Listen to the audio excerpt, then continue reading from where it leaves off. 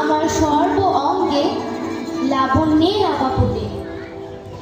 প্রতি 2 মাস অন্তর অন্তর তারা একে একে আসে আর সকিলতায় সকলের মন জয় করে।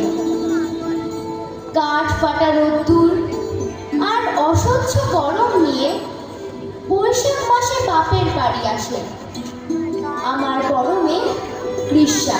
ভীষণ তাপে ভুবন কাঁপে, মধুর নদী শূন্য, গাছের চারা হচ্ছে সারা, বৈশাখী ঝড় বন্য, সুমিষ্ট আম সুস্বাদু চা, লিচু কাঁঠাল ভরা, চিনিয়া চারু সোনালু পালু, দৃশ্যে মায়াবী ধরা। আষাঢ়ের প্রথম সকালে কান্না ভেজা চোখে মেজ মেয়ে বর্ষা আসে। সারাদিন তার মুখ ভার আর মাঝে মাঝে ঝিরিঝিরি অশ্রু।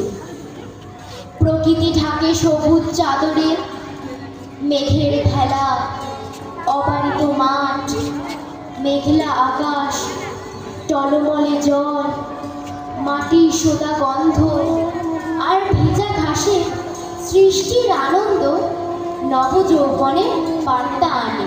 টাকুর টুকুর বৃষ্টি নুপুর সোনা ব্যাঙের ডাক, সবুজ গাছে ময়ূর নাচে, অঙ্গে নবীন সাজ, সূর্যি মামা দিচ্ছে হামা, অশান্ত মেঘ নামে, শাপলা রাশি বেজায় খুশি, কদম্ব কার সাথে।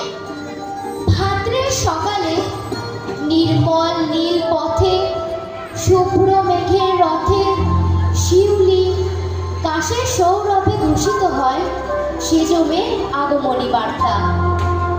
উমার আগমনে প্রকৃতি মেতে ওঠে উৎসবের আনন্দে। শরৎ